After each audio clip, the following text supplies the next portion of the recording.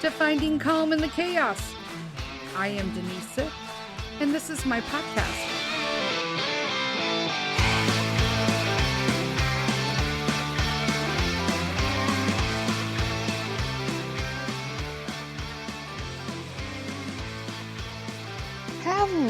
Hello, my friends. Happy Wednesday, and welcome to another closet edition of Finding Calm in the Chaos. I'm Denise, and I'm sitting in my fucking closet. Oh, I blew out the F word immediately. You know what? I'm not even redoing this because my sponsor said it was okay. Here's the deal. This episode is called Supercalifragilisticexpialifuckit. And let me tell you why. Because I've literally decided to give 0 Fs for everything walking forward. Because I was noticing that my stress level was getting to dangerous limits, let's just put it that way. And quite frankly, it's just not worth it to me. I have been really digging deep and wondering how I just got to learn to let go and how to give it to God and how to not sweat the small shit and how to just, let it go, let it go. We've talked about that before. But you know what? It is a lifelong process of just learning to live in today. And I love Mary Poppins. And I was listening to it the other day, watching it when I couldn't sleep, because that's a new thing. Well, it's not a new thing, but it's an old thing that came back when the parentals came back. So yes, the parentals are still in our house. Yes, it has gotten slightly better. Yes, it could get even better. And that's because I've decided I need to just remove my emotions regarding them completely. I need to take them and respond and react to them on a day-to-day basis. I'm jumping right in today, peeps, okay? How you doing? I need to respond to them without history. I need to interact without that history because it's the history that gets me all damn hyped up and it's not healthy. I mean, guys, I feel like poop, okay? I feel like poop. My face is breaking out, and I was never like the pimple girl in high school. I always had good skin, and I still have good skin. I mean, I don't even have wrinkles, and I'm going to be 54 next month. But I don't care anymore. Like, I care finally more about myself and my well-being and being here for Mr. Sith and for Peter. That is what I have to really focus on and concentrate. That is what means more to me than, this vendetta or, trying to get two people to come to this resolution of what reality is versus what their memory is. And it's just not fair to them or to me because I can't change them. They're not going to change. Simple as that. Okay, if they want to change, that's up to them, but it's not up to me to base my entire day-to-day living on trying to get them to accept me for this person that I am today and not this person I was in the past, right? Or that I am holding ground to a way I want to live today that doesn't, stroll in this realm of, I don't stroll on the dysfunctional lane, or try not to, because I think everybody needs kind of like a toe in dysfunctional lane. Just to kind of keep you grounded. To be honest with you. I mean, let's be honest. But at the same time, what am I doing to myself? And, they're bringing all of this. Oh my God, they eat like garbage. We've talked about that. And I can't keep eating this garbage. Okay. It's killing me. You guys, I feel worse than I ever have felt since cancer. That's a long time. First off, it's 23 years, but I shouldn't feel this way. And there should be no reason why I can't feel the way I want to feel. And so instead of constantly seeing it's because the parentals are in the house, or it's going to happen after the holidays, or I got to wait until the holidays are over, or school's starting. So I'm trying to catch up on I'm trying to catch up on doing a curriculum as a teacher or lesson plans, versus, I'm the mom of the homeschooler. So I've got to drive him to all these co-ops, and I've got a puppy and I got to take him, and he's turning a year old. So I'm planning his party. Well, I'm not planning his party. I paid for somebody to plan his party. That's where that is. It's going to be legit because total Star Wars theme. I'm going to post it up in my stories on social media so everybody knows it's coming. But Peter's birthday's coming up. He's going to be 8. And, everything kind of changed because we had a situation come up I'll talk about a little bit after. I want to stay on track here. You guys know how I am. I don't want to derail too much away from what I was talking about, but we'll definitely talk about Peter's party, Buster's party, and co-op. But I thought to myself, why do I keep laying out all these excuses like they're not my problem, or that they are my problem? And because they're not my problem. That's what I meant. Why I'm just using all these distractions. I'm allowing myself to be distracted. I'm allowing myself these distractions so that I can simply come up with excuses on why I can't fix what I need to fix sooner. See, sometimes we need to kick our own ass. Sort of like the whole Liar Liar episode where Jim Carrey's in the bathroom in the courthouse and he's like shoving himself and beating his face with a toilet seat. If you haven't seen it, it's your typical insanity Jim Carrey. It was some of his physical comedy at its finest. And somebody asks, like, what are you doing, man? And he's like, what do you mean, what am I doing? What does it look like? I'm kicking my ass. And I feel like sometimes we all need to kick ourselves in the ass. And right now, I gave myself a huge kick in the ass. So I had mentioned on the podcast a while back, another thing, I gave myself an excuse. I wanted to start a plant-based food service called Sakara. And quite frankly, it's super expensive. And I couldn't justify the cost. And sometimes, could we afford it? I could probably make it happen. But honestly, it's super expensive. And what happens if they miss something in the order or whatnot, then through some, digging and, tweaking and looking through the, behind the scenes and doing some research, I found out that the woman behind Sakara has a cookbook that's out. And just a book in general about plant-based eating. Now, I decided that I was going to do this to reset my body. But then I started diving into shows, like documentaries, on what plant-based eating can do for you. Now, before you tell me about how I have to have meat, I understand that. Because this is the strange part. I fully am behind the fact that we can have animal and should have animal meats, unless you're allergic to it, in your diet. Okay, there's something about animal meats that we simply cannot get in modern day plant-based food. Our soil's been too depleted. Our stuff has been sprayed. It's just super, super hard. Okay. But after doing more research on this, and you have to understand it because I am also a huge violator of this, is that in America and in most places, but I can only speak for America. Okay. The meat that we consume here is an outrageous portion. And anybody knows that who's went to Europe and have gotten a plate of food and realized they don't eat anything like we eat, which is why they're not all fat and gross and dying of disease. When you think about it, our country spends the most money per capita in the billions of dollars on healthcare, yet we are the sickest people in the world in America. Well, 2 and 2, there's a whole rabbit hole. There are multiple rabbit holes you can go down in that thing, but we're not going in there, right? Supercalifragilisticexpialifuckit. Don't go there unless you want to. So I started watching some plant-based just to get some ideas, like what has it done? Let's talk to some physicians who endorse this. Let's do this because I like the cookbook and the recipes in it sound like something my body is craving. It sounds like what I want.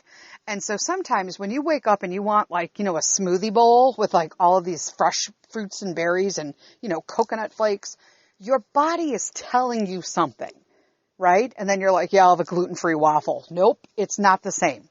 So I decided I'm going to dive into this cookbook. I'm going to read it. I'm going to do these documentaries, and I'm going to be really honest with you guys. I am sold on this 100%. I am probably going, we are.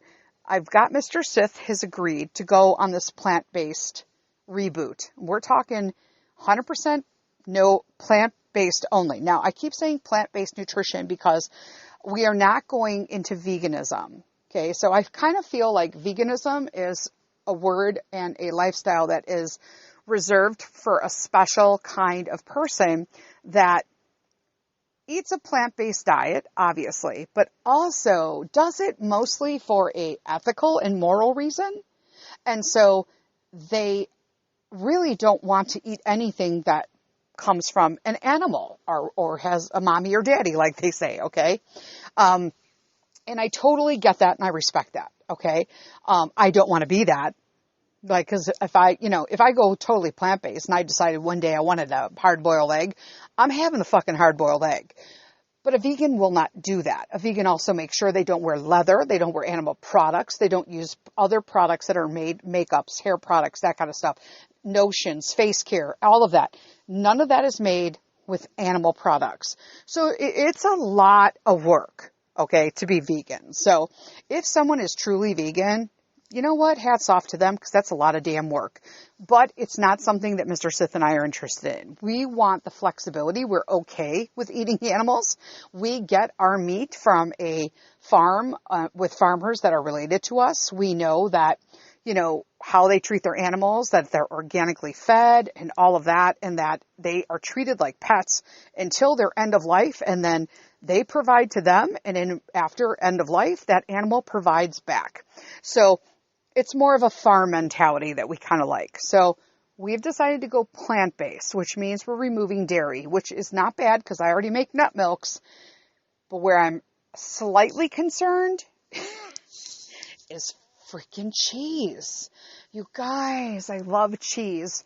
But the more I read about dairy, the more it is a freaking killer for my body. So I'm guessing that I'll get over it. And I have made some nut cheeses that I thought were quite good.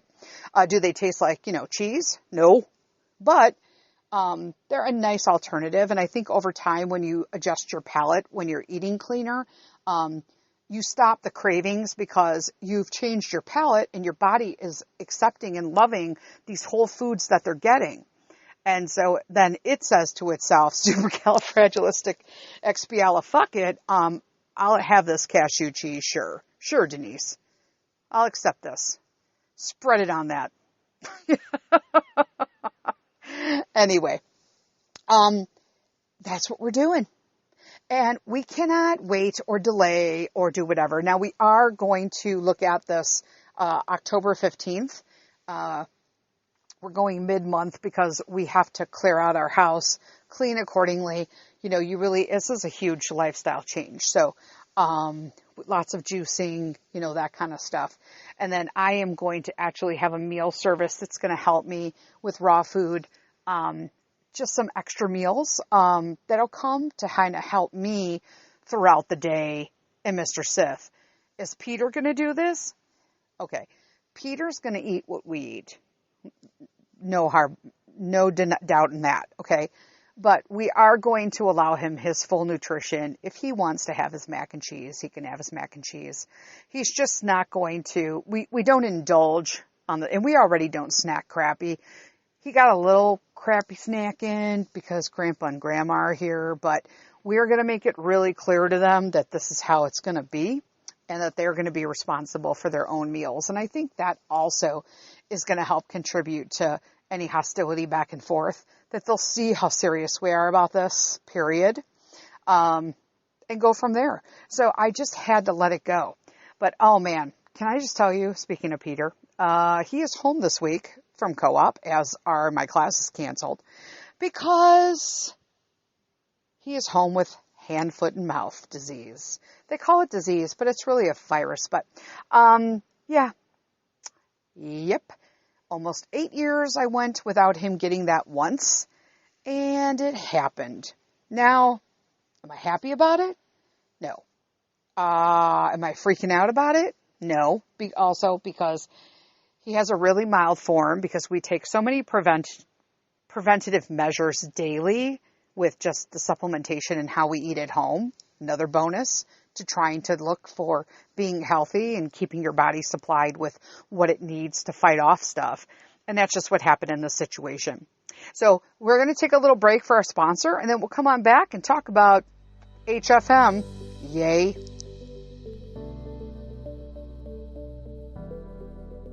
Today's episode of Finding Calm in the Chaos is sponsored by SJE Real Estate. SJE Real Estate specializes in purchase of distressed properties. Think as-is homes, hoarder houses, unwanted inheritance properties, brick and mortar real estate that needs some TLC.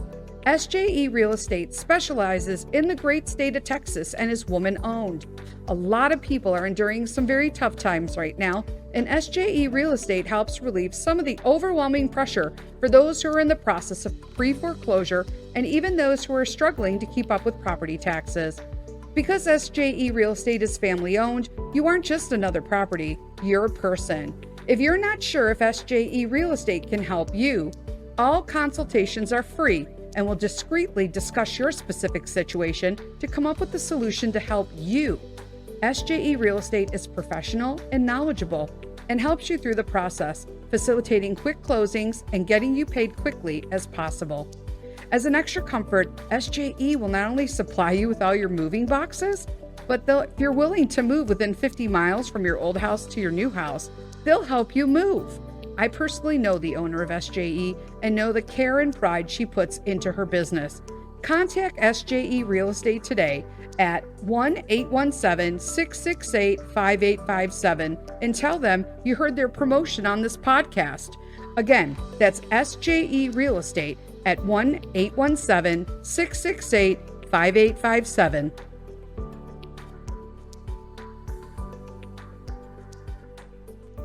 Oh, ho, ho, we're back.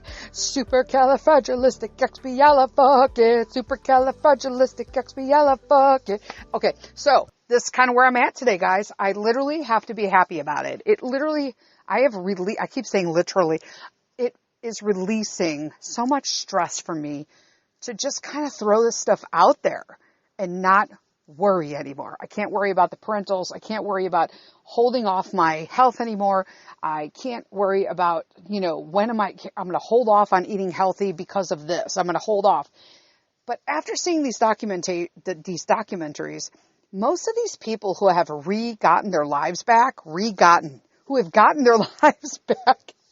after changing to plant-based nutrition have literally, I did it again, reversed a lot of their health problems and have gotten in shape. And I've always thought that wasn't really an option to be like I want to be like my goal weight. I kind of feel like I'm out of touch with my goal weight more and more as I get older. I'm 53. I'll be 54 in October.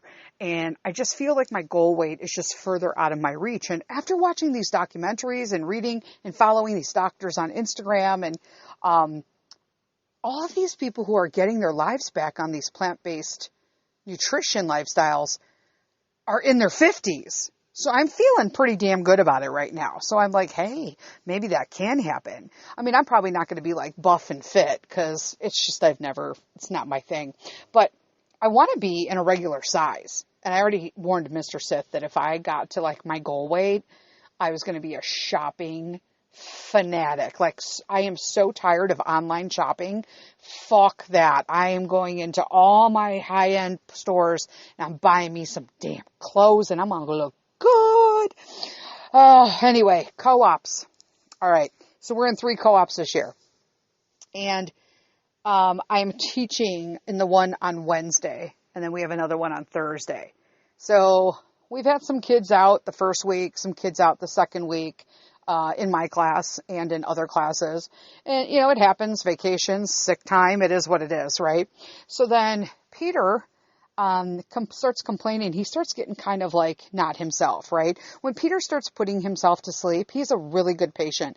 I have like, if everybody should have a sick kid like Peter, because he's so compliant and he's super nice and he puts himself to bed and he takes medicine without any issues. He'll take supplements. He'll do whatever I ask him to make him feel better. He'll drink his fluids. He'll do the popsicles, the electrolyte popsicles, all of it.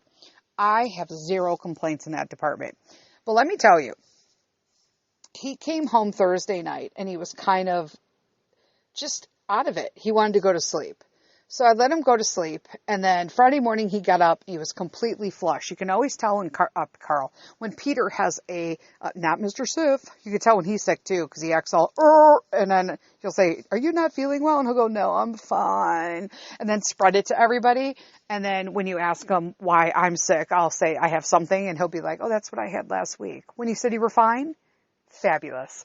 Oh, men. Love you, Mr. Sith. But he woke up Friday with the flushed cheeks, and that's a big indication, and no appetite. When Peter doesn't want to eat, he ain't feeling well. So every morning he takes 2 supplements. One is an immune booster, and the other one is a sugar-free, all-natural, like fruits and veggies kind of thing. And that is it's a company called Hiya, H-I-Y-A. It's mom-owned. If you guys want any information about that, let me know, but you can just Google it. We don't get anything from it. It's a really good company and I appreciate it. And it's supporting a small business. But they're very, very, just all natural, no fillers, no garbage, and no sugar, which is the most important thing. I hate when you get kids' vitamins and they're freaking filled with sugar. Peter eats these. He chews them. They're chewable tablets. And then his other one is an elderberry gummy, which was really hard to find as well because they chock those filled up with sugar as well. So I have one of those as well. I also am making garlic honey this year. I have that fermenting on the counter. You just basically peel a bunch of garlic cloves and put them in a mason jar. I have a burper lid, so that helps it not explode on the counter. And you just fill it with honey. You top it off with a local raw honey. You don't want Honey Bear because that's all corn syrup. And then you leave it. And then you can take tablespoons or teaspoons. I do a tablespoon a day. So basically a tablespoon of garlic honey a day will keep most crap away. We also will put a couple drops of colloidal silver in our water bottles in the morning, just to kind of ward off anything from the inside out.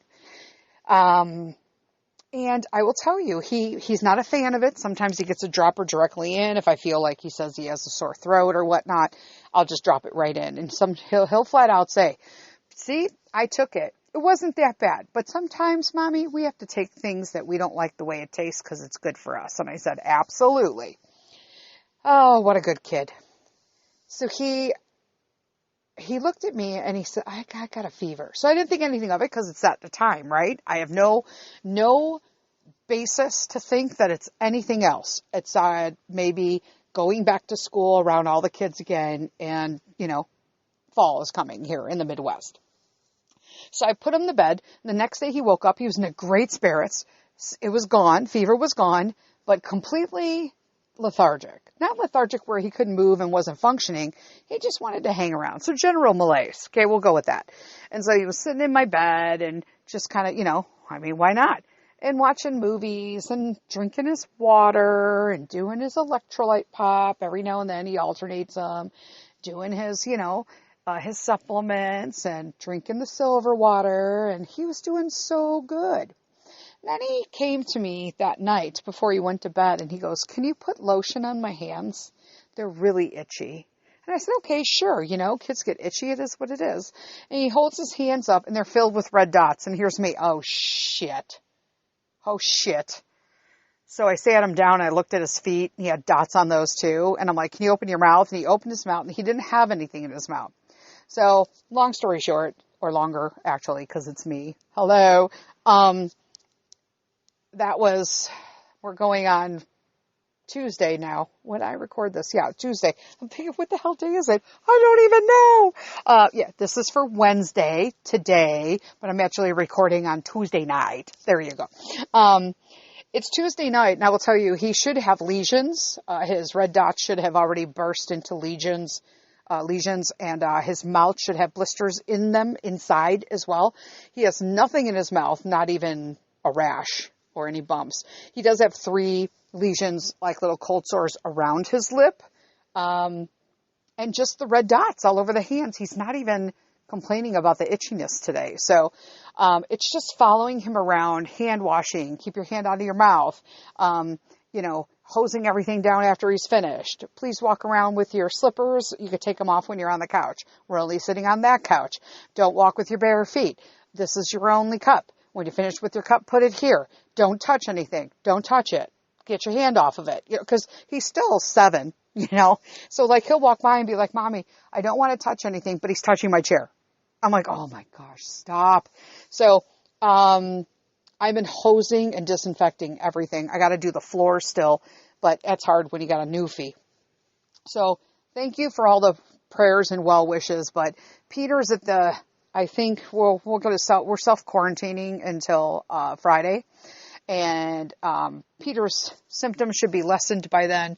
I do know that you can be a carrier for quite some time, but on surfaces and stuff, but there's nothing you could do about that. We got to live life, right? I just don't want to have an active eruption. And here is where I kind of have like a PSA to all the moms out there, because I know lots of moms listen to me. And I feel like HFM, which is hand, foot, and mouth disease, is kind of like a shame. Like people are sometimes ashamed to say they have it.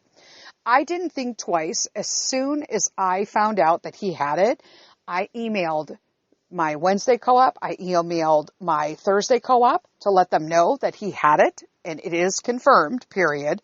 And that he was at both. The doctor and I backed in, and most likely it would have been picked up at the Wednesday co-op by the time he presented on Thursday. It's usually the 3rd day that they'll get a fever, after exposure. Now, here's the thing. After I had posted about it on Facebook, and in the co-ops, the boards posted that there was an exposure, a child, I got reached out by several parents. When I say several, I mean more than 6, okay? More than 6 parents came to my inbox or text message and said, oh my gosh, Peter has HFM? So-and-so had it. That's why I called them off first week. So-and-so had it this day. That's why I called them off last week. And here's me. What? Because here's the thing. It's super, super important. These are things that go around the schools all the time. They did when I was a kid. They did when my parents were a kid. They did when Peter's a kid. And they're going to be around probably when our kids have kids, okay? But the thing about it is that we have to be vigilant as parents, because some kids can get really sick from this and be miserable. That these blisters on their hands and feet, this rash can actually blister up and erupt and cause open sores that are very, very painful, and in their mouths. So, what if you're a pregnant woman? If you're exposed to it by a child that you don't even know has it or was out with it, how can a facility know to help clean or put in a disinfectant protocol if they didn't even know they needed to do that to begin with? So if your child has contagious diseases or fastly spreading childhood regular stuff that's going around, HFM, what's another? Lice. Okay. Those are the 2 big ones. Okay. Don't be ashamed that your kid has this. They picked it up from somewhere. They didn't miraculously get it because they were dirty. They didn't miraculously get it because your house wasn't clean. They didn't miraculously get it because you were in weird, sketchy places, even if you were in weird, sketchy places. They got it because someone else didn't report it.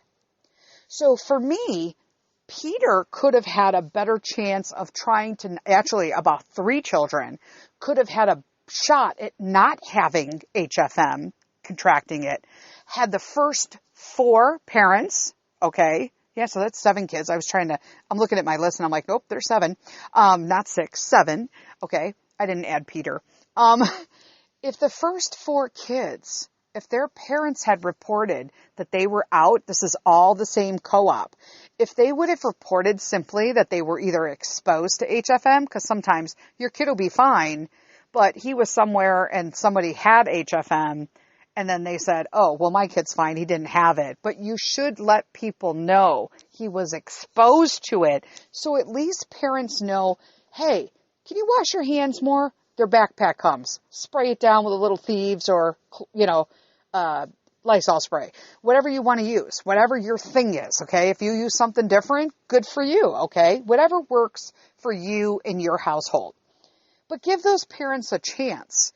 But the fact that not 1, not 2, not 3, not 4, not 5, not 6 parents reported their children having in the old days it was hoof, mouth, and hand because they didn't know that was for animals and that we had hand, mouth, and foot. But yeah, that we have, you got HFM and it could have helped me. Now, number 1, had I known as a teacher, okay, because I did have 3 people in my classes that were all at home at one point, whether they got it in my class. It looks like it was contracted in another class initially, the exposure, but I could have brought the Clorox wipes and wiped more stuff down. I could have separated the kids out more. I could have, you know what I mean? I could have been aware and a little more vigilant, but parents weren't given that option. And so how does this turn into these contagion issues? Well, a lot of people from our Wednesday co-op go to the Thursday co-op. So now that co-op has been exposed. I don't know how many kids have had it. Right now it's just Peter, and he's in 2 classes, but he's in 2 classes, and one of them includes Lego building. So I had to reach out to that teacher so that she knew that she needed to throw all her Legos in a pillowcase and bleach them in the washer. You know what I'm saying? They need to be disinfected because it is what it is, right? Anything that he had touched or was near, because I don't know if he was carrying it that time or not. It's just crazy. So, those are the things to do. But the fact that I was the only parent out of 7 kids in a co-op that reported it, it just breaks my heart. And for me, it's the same thing with lice. I never got it. My sister always got it, but she had super thick hair. I just had the poor things that had nothing to hold on in my head with my stringy ass thin hair. They certainly don't want to be on my head.